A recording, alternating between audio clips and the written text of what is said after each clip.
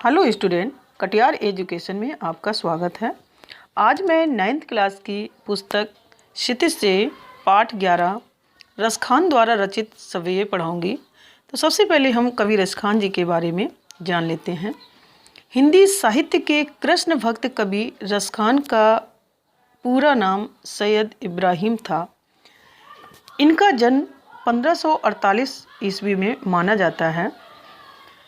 कहते हैं कि ये दिल्ली के आसपास के रहने वाले थे। कृष्ण भक्ति से इन्हें ऐसा मुग्ध कर दिया कि गोस्वामी विठल दास से इन्होंने दीक्षा ली और ब्रज भूमि में ही जा बसे।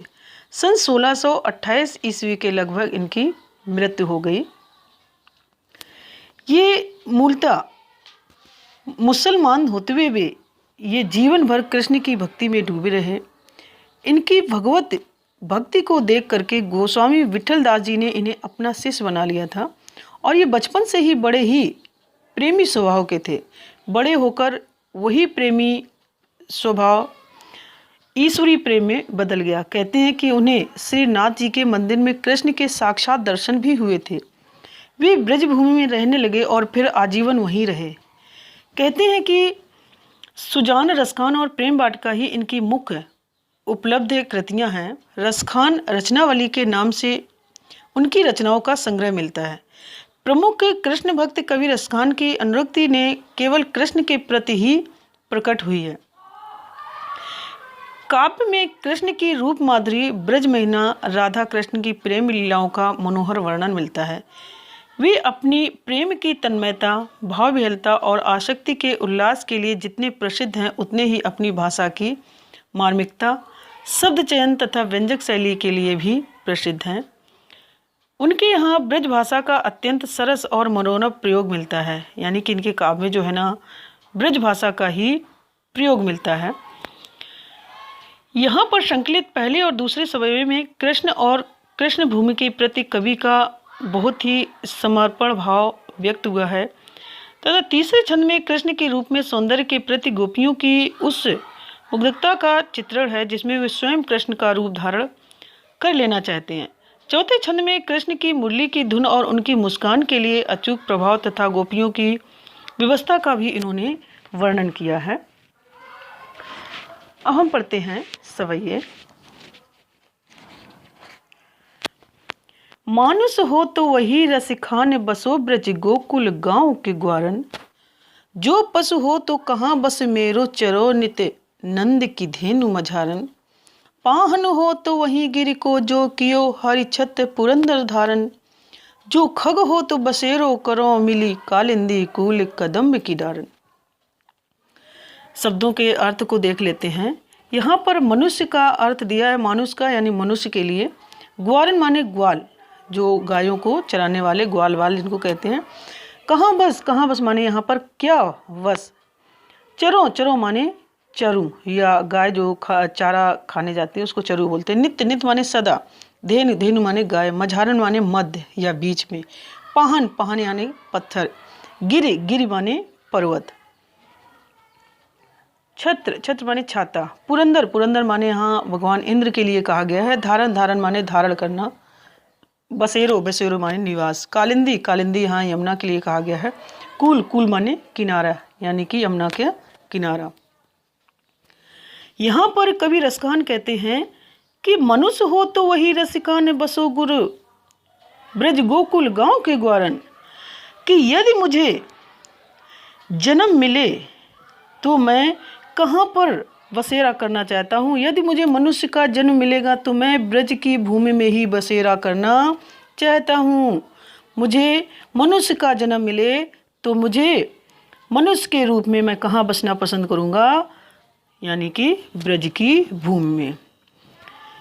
बसो ब्रज गोकुल गांव के ग्वारन। मैं उन्हें भगवान कृष्ण से तथा उनकी लीला भूमि से मेरा बहुत ही अच्छा नाता है, अर्थात मैं वहीं पर ही बसेरा करना चाहता हूँ। जो पशु हो तो कहाँ बस मेरो चरो नित्य नंद की धेनु मझारन। कवि कहते हैं कि यदि मुझे पशुओं का जन्म मिले, पशु का अगर जन्म लेता हूँ मैं, पशु के रूप में यदि मैं बनूं तो किस में जन्म लूँ। पशुओं में से मुझे गाय ही बनना पसंद है, अर्थात मुझे पशु के रूप में गाय का ही जन्म मिले और मैं नित्य यानी हर रोज नंद की गायों के बीच में ही विचरण करना चाहता हूँ या गायों के बीच में ही घूमना चाहता हूँ। पावहन हो तो वही गिर को जो कियो हरि छत्र पुरंदर धारण। अब यहाँ पर कवि कह रहे हैं ये कि पाहन माने पर्वत, यदि मैं पर्वत बनूं तो कौन सा पत्थर बनना चाहता हूँ? वही पर्वत, वही पत्थर जिसको स्वयं श्री कृष्ण ने अपनी उंगली पर धारण कर लिया था। जो कियो हरि छत्र पुरंदर धारण, जिसको स्वयं श्री कृष्ण ने अपनी उंगली पे धारण कर लिया था। जो खग हो तो बसेरो करो मिल कालिंदी कूल कदम्ब की डारन। कवि कहते हैं कि यदि मैं खग माने पक्षी, पक्षी का जन्म लेता हूँ या पक्षी बनता हूँ तो मैं किसके रूप में कहाँ पर बसना चाहूँगा? यमुना के किनारे जो कदम्ब के वृक्ष हैं, जो कदम्ब के पेड़ हैं, उसी डाल पर मैं निवास करना चाहता हूँ ताकि उन्हें या मुझे श्री कृष्ण की लीलाओं को देखने का सुख प्राप्त हो सके। या लकुटी और कामरिया पर राज तिहुपुर को तज डारो, आठों सिद्ध नवो निधि के सुख नंद की गाय चराए विसारो। रस खान कबो इन अखियन सो ब्रज के बन बाग तड़ांग निहारो। कोटिक ये कल धौत के धाम करील के कुंजन ऊपर बारो। यहाँ पर लकुटी का अर्थ आया है लाठी के लिए। जो कृष्ण गायों को चराने जाते थे तो उस समय उस साथ में अपने हाथ में एक लकड़ी या लाठी लेकर के जाया करते थे। कामरिया, कामरिया यहाँ कंबल के लिए कहा गया है। पुर माने नगर। तज डारो, तज माने त्याग दूं। आठों सिद्ध, आठों सिद्ध यहाँ आठों प्रकार की सिद्धियाँ हैं जो ऋषि मुनियों को ही इनको प्राप्त करते हैं। नवो निधि, नौ निधियाँ होती हैं। विशारो, विशारो माने भूलूं या भूल जाऊं। तड़ाग, तड़ाग माने तालाब। निहारो, निहारो माने देखूं। कोटिक, कोटिक माने यहाँ करोड़ों के लिए कहा गया है। कलधौत, कलधौत माने सोना। धाम, धाम माने घर। कुंजन, कुंजन माने लताओं के घर। वारों, वारों माने निछावर करूं। अब यहाँ पर कवि कहते हैं या लकुटी और कांवरिया पर राज तिहुपुर को तज डारो। कवि रसकान कहते हैं कि मैं कृष्ण की लाठी और कंबल के बदले में तीनों लोकों के राज को भी त्याग सकता हूँ। कितनी अच्छी बात कही है कवि ने। कवि कहते हैं कि यदि मुझे श्री कृष्ण की लाठी और कंबल मिल जाए तो मैं इसके बदले में अपना तीनों लोगों को राज त्याग सकता हूँ। आठों सिद्ध नवोनिधि के सुख नंद की गाय चराए विसारो। और यदि मुझे नंद बाबा की गायों को चराने के बदले में या चराने का अवसर मिले तो मैं क्या करूं? मैं आठों सिद्धियों और कुबेर की नौ निधियों के सुखों को भी त्याग सकता हूं यदि मुझे नंद बाबा की गायों को चराने का अवसर मिले। रस खाने कबो इन अखियन सो ब्रज के बन बाग तड़ाग निहारो।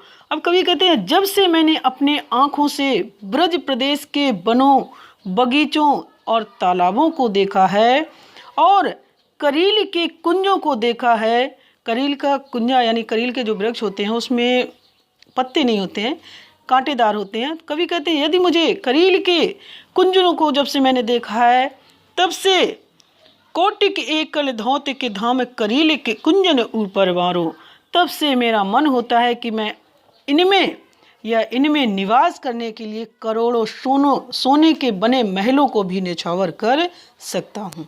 यदि मुझे कृष्ण के इन लीलाओं को देखने का अवसर मिले तो मैं करील की कुंजों के नीचे बैठ करके उन दृश्यों को देखना चाहता हूँ। इसके बदले में मैं अपने करोड़ों सोने के महलों को भी निछावर कर सकता हूँ। धन्यवाद।